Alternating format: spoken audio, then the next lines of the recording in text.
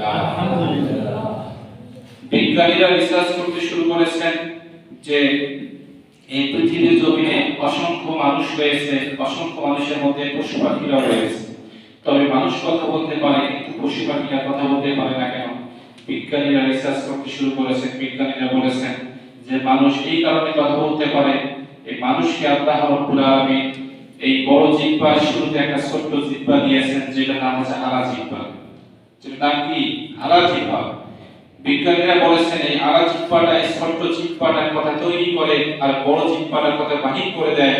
তো যিনি আপনাকে আমাকে এই ছোট্ট আলা জিহ্বা নামক একটা নিয়ামত স্বরূপ একটা জিহ্বা, ছোট্ট জিহ্বা দান করেছেন, যে জিহ্বার মাধ্যমে আমরা কথা তৈরি করি, এবং বড় জিহ্বা যিনি আপনাকে আমাকে দান করেছেন, যে বড় জিহ্বার মাধ্যমে আমরা কথা বাহির করতে পারি, যিনি আপনাকে আমাকে এত বড় একটা নিয়ামত দিয়েছেন, এজন্য আমরা আল্লাহ তাআলার দরবারে অন্তর থেকে শুকরিয়া আদায় করছি। সকল বলি আলহামদুলিল্লাহ। আমরা রাসূলের প্রতি দুরূদ পাঠ করব, যার মাধ্যমে ইসলাম পেয়েছি, দিন পেয়েছি। ইসলাম যে একটি শান্তির ধর্ম। আমরা রাসূল সাল্লাল্লাহু আলাইহি ওয়াসাল্লামকে দেখি নাই, সাহাবায়ে কেরামকে দেখি নাই, কিন্তু আল্লাহ পাকের হাবিব সাল্লাল্লাহু আলাইহি ওয়াসাল্লামের মাধ্যমে, সাহাবায়ে কেরামের মাধ্যমে আমাদের মাঝে যে সমস্ত হাদিস এসেছে, এই সমস্ত হাদিসের আমল আপনার আমার মধ্যে চালু রাখা একান্ত জরুরি। যেমন আল্লাহ রাসূল সাল্লাল্লাহু আলাইহি ওয়াসাল্লাম একটি হাদিসের মধ্যে বলেছেন, ইন্নাল উলামা ওয়ারাসাতুল আমবিয়া, নিশ্চয় নবীগণের ওয়ারিস হচ্ছে আলেমগণ। অর্থাৎ কোন আলেমের সঙ্গে একবার কথা বলার আগে শতবার ভাবতে হবে, কেননা একজন আলেমের সঙ্গে কথা বলার আগে আপনাকে এই কারণে ভাবতে হবে, আলেমের সঙ্গে কথা বলার কারণে যদি আপনার যদি কথা বলার কারণে ওই আলেমের সঙ্গে যদি বেয়াদবি হয়ে যায়, ওই বেয়াদবিটা ওই আলেমের সঙ্গে তো হবেই, ওই আলেমের সঙ্গে বেয়াদবি হওয়ার কারণে সেই বেয়াদবিটা নবীর সঙ্গে হয়ে যায়। জোরে নাউজুবিল্লাহ। ইন্নাল উলামা ওয়ারাসাতুল আমবিয়া, নবীগণের ওয়ারিস হচ্ছে আলেমগণ। অর্থাৎ আলেমদের সঙ্গে যারা বেয়াদবি করবে, এই বেয়াদবিটা নবীদের সঙ্গে করা হলো, আর যারা নবী রাসূলদের সঙ্গে যারা বেয়াদবি করে, এই বেয়াদবিটা হয় আল্লাহ তাআলার সঙ্গে।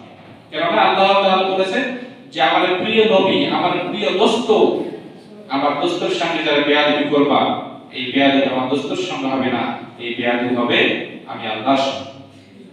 এজন্য যিনি আপনাকে আমাকে সেই শেষ নবীর উম্মত হওয়ার জন্য তৌফিক দিয়েছেন, আমরা সেই শেষ নবীর প্রতি দুরূদ এবং সালাম পাঠ করি, সকলে পড়ি সাল্লাল্লাহু আলাইহি ওয়াসাল্লাম।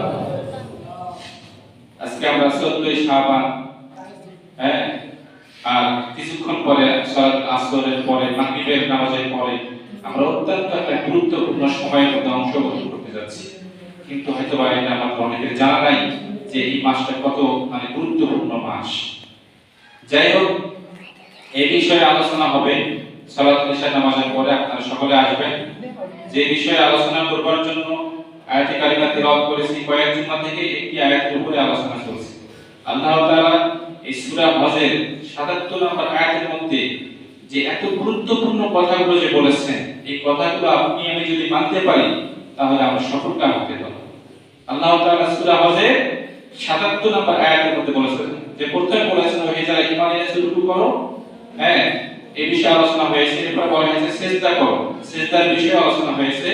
এরপর বলা হয়েছে যে তবে রুকুর আগের নিয়মগুলো মেনে রুকু করতে হবে, এই বিষয়ে আলোচনা হয়েছে।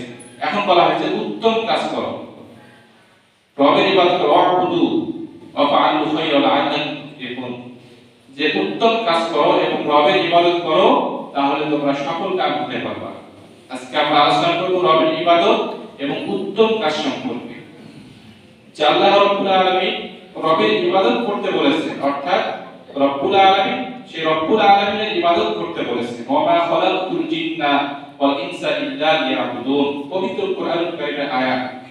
আল্লাহ তাআলা বলেন যে আমি তোমাদেরকে এমনি সৃষ্টি করি না, আমি এই পৃথিবীর জমিনে যতগুলো মাখলুকাত আছে প্রত্যেকটা মাখলুকাতের ইবাদত রয়েছে, তবে সৃষ্টির সেরা, আমি যাদেরকে সৃষ্টির সেরা হিসেবে সৃষ্টি করেছি, তাদের ইবাদতটা হচ্ছে ভিন্ন। তাদের ইবাদতটা হচ্ছে অনেক গুরুত্বপূর্ণ ইবাদত। আমি যে তোমাদেরকে সৃষ্টি করেছি, ওমা খালাকতুল জিন্না ওয়াল ইনসা ইল্লা লিয়াবুদুন, ও আমার বান্দা-বান্দীরা, আমি তোমাদেরকে সৃষ্টি করেছি শুধুমাত্র আমার হুকুমের তাবেদারি করার জন্য, আমার দাসত্ব করার জন্য, আমার গোলামি করার জন্য, আমার ইবাদত করার জন্য। এবং উত্তম কাজ করার জন্য আমি তোমাদেরকে সৃষ্টি করেছি। তোমরা যদি আমার ইবাদত এবং উত্তম কাজগুলো করো তাহলে তোমরা অবশ্যই সফল কাম হতে পারবে। আল্লাহ তাআলা অবশ্যই বলেছেন যে তোমরা সফল কাম হতে পারবে। তাহলে আমরা যদি আল্লাহ তাআলার ইবাদত না করি, উত্তম কাজ না করি, এমনি কি সফলতা অর্জন করতে পারবো? জি না, এমনি সফলতা অর্জন করতে পারবো না। তাই তো কবি বলেছেন যে কোন কাজে সফল হতে কষ্টের শ্রম দিতে হয়, কষ্ট ছাড়া ভুবনে বড় হওয়া সম্ভব নয়।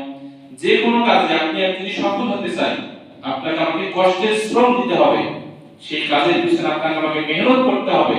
মেহনত করার পরে আমরা সফলতা অর্জন করতে পারবো। তবে ইবাদত করতে হবে, উত্তম কাজ করতে হবে, এটাই আমাদের মেহনত, এটাই আমাদের মেহনত। এই মেহনতটুকু আমরা যদি করতে পারি তাহলে আমরা সফলতা অর্জন করতে পারবো। তাহলে আসুন ইবাদত করব কিভাবে? শুধু নামাজ পড়া ইবাদত নয়, নামাজ পড়া না ইবাদত নয়। নামাজ পড়লাম, বাসায় চলে গেলাম, ইবাদত শেষ? জি না। শুধু নামাজ পড়ে জান্নাতে যাওয়া যাবে বিষয়টা কিন্তু এমন নয়। যদিও বা বলা হয়েছে নামাজ বেহেশতের চাবি। হ্যাঁ, নামাজ বেহেশতের চাবি। আপনি নামাজ পড়ছেন, আপনি মানুষকে কষ্ট দিচ্ছেন, আপনি জান্নাতে যাবেন কিভাবে?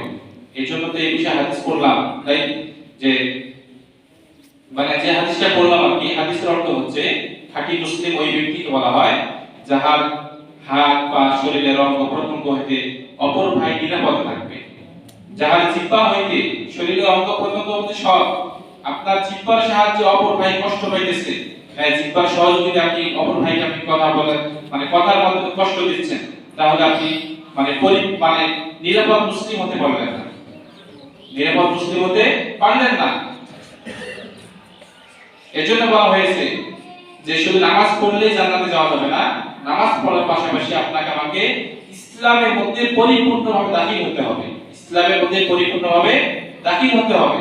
কিন্তু আমাদের মধ্যে এই বিষয়ে কোনো চিন্তা ঢুকি নাই, মসজিদে আসি নামাজ পড়ে চলে যাই। আসুন ইবাদত করব আল্লাহ তাআলাকে রাজি খুশি করার জন্য, সন্তুষ্ট করার জন্য, দুনিয়ার কোনো মানুষকে সন্তুষ্ট করার জন্য নয়। এখন যদি বলা হয় যে আমরা আজকে জুম্মা পড়ার জন্য আসছি, হ্যাঁ, শুক্রবারে যদি না যাই মানুষ কি বলবে? এই একটু শুক্রবারে যাই, কথা বলে ঠিক কি? আমাদের সমাজের যে বাস্তবতা এটা আমি তুলে ধরলাম। শুক্রবারে যদি না যাই মানুষ আমাকে কি বলবে? খারাপ বলবে, এই জন্য যাই। এটা ইবাদত নয়। ইবাদত করতে হবে, 5 ওয়াক্ত নামাজ আল্লাহর ঘরে এসে আদায় করতে হবে। আল্লাহ তাআলা আপনাকে নামাজ পড়ার জন্য সুযোগ দিয়েছেন, এই সুযোগটাকে আপনাকে আমাকে কাজে লাগাতে হবে। কিন্তু আল্লাহ তাআলা আপনাকে আমাকে যে সুযোগ দিয়েছে, এই সুযোগকে আল্লাহর ঘরে এসে এই সময়টা ব্যয় না করে আমি নামাজের সময় যদি বাহিরের সময় ব্যয় করি, বাহিরের সময় অপচয় করি, তাহলে আল্লাহ তাআলার কাছে ধরা খেতে হবে। এবং উত্তম কাজের কথা বলেছেন, উত্তম কাজ করব কিভাবে বলেন? উত্তম কাজ শুধু নামাজ পড়লেই উত্তম কাজ হয় না। উত্তম কাজ যেমন আল্লাহ রাসূল সাল্লাল্লাহু আলাইহি সাল্লাম একটি হাদিসের মধ্যে বলেছেন যে একটা মানুষ যখন ঘুমিয়ে পড়ে, শয়তান তার শরীরের মধ্যে 3টা গিরো লাগায়। কয়টা গিরো লাগায়? 3টা। এই 3টা গিরোকে খোলার জন্য উত্তম 3টা আমল আছে, উত্তম 3টা কাজ আছে।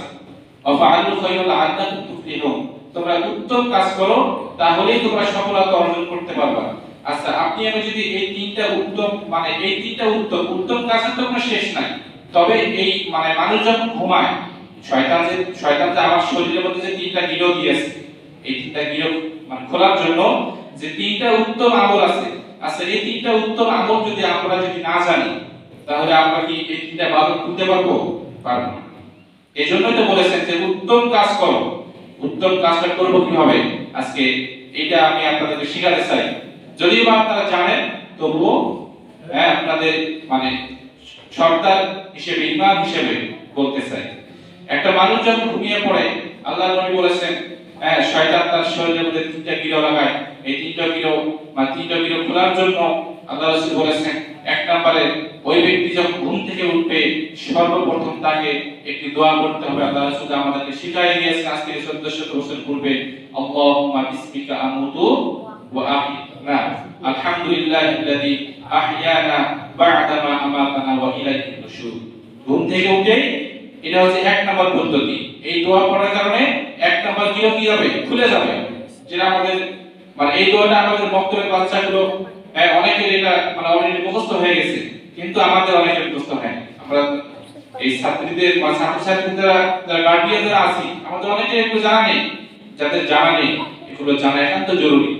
কেননা শয়তান যে আপনার শরীরের মধ্যে তিনটা গিরো দেয়, আপনি যদি এই তিনটা গিরো খুলতে না পারেন তাহলে আপনি আস্তে আস্তে অসুস্থ হয়ে পড়বেন, অসুস্থ হয়ে যাবেন। 2 নাম্বার পদ্ধতি আল্লাহ নবী বলেছেন, ওই ব্যক্তিকে ঘুম থেকে উঠে দোয়া করবে, এরপরে ওই ব্যক্তিকে ওযু করতে হবে। ওযু করার কারণে 2 নাম্বার গিরো খুলে যাবে। সুবহানাল্লাহ। আল্লাহ নবী কত সুন্দরভাবে আপনাকে আমাকে এই পদ্ধতিগুলো শিখিয়ে গেছেন। 3 নাম্বার পদ্ধতি হচ্ছে ওই ব্যক্তিকে নামাজ আদায় করতে হবে। ওই ব্যক্তিকে নামাজ আদায় করতে হবে। তাহলে 3টা পদ্ধতি বা 3টা পদ্ধতি আজকে আমরা জানলাম। এই 3টা পদ্ধতির মাধ্যমে আপনি আমি এই শয়তানের 3টা গিরো খুলতে পারবো। এখন আমার মনে হয় এই 3টা আমল আমাদের মধ্যে চালু নাই। শতভাগ বিশ্বাস আছে কিছু লোকের মাধ্যমে, কিছু লোকের মধ্যে চালু আছে, আবার কিছু লোকের মধ্যে চালু নাই। তাহলে আমাদের মানে আমরা যারা এই পদ্ধতিগুলো জানি না, আমরা হয়তো আজকে থেকে জানতে পারলাম। আজকে থেকে জানার পরে যদি আপনি আমি এই পদ্ধতিগুলো না মানার চেষ্টা করি, তাহলে আল্লাহ তাআলার কাছে ধরা দিতে হবে। আল্লাহ তাআলার কাছে ধরা দিতে হবে। তাহলে এখন প্রশ্ন করতে চাই, মানুষ যখন ঘুমায় মানুষের শরীরে শয়তান কয়টা গিরো লাগায়? 3টা। এই 3টা গিরোকে মানে খোলার জন্য 1 নাম্বার পদ্ধতি কি? ঘুম থেকে উঠে দোয়া পড়া। আল্লাহ ইয়া আলহামদুলিল্লাহিল্লাযী আহইয়ানা বা'দা মা আমাতানা ওয়া ইলাইহি নুশুর। এটা 1 নাম্বার পদ্ধতি। 2 নাম্বার পদ্ধতি কি করা? ওযু করা। আমরা এই দোয়াও জানি না, অনেকে ওযু করার নিয়মও জানি না, আবার অনেকে নামাজও পড়ি না। তাহলে আমাদের শরীরের মধ্যে 3টা বাঁধন কি থেকে গেল, তাহলে আমরা অসুস্থ হয়ে পড়ব। আল্লাহ তাআলা আমাদের সকলকে এই 3টা বাঁধন খুলে আল্লাহ তাআলা যে সূরা হজের ৭৭ নম্বর আয়াতের শেষ অংশে যে উত্তম কাজের কথা বলেছেন, এই সমস্ত উত্তম কাজ করার তৌফিক দান করুন সকলে বলি আমিন। আমার সংক্ষিপ্ত আলোচনা যতটুকু আলোচনা হয়েছে, এতটুকু আলোচনা যদি আপনি আমি মেনে চলতে পারি, তাহলে আমরা অবশ্যই সফলতা অর্জন করতে পারবো। আল্লাহ তাআলা আমাদের সকলকে আজকের আলোচনা অনুযায়ী আমল করার তৌফিক দান করুন।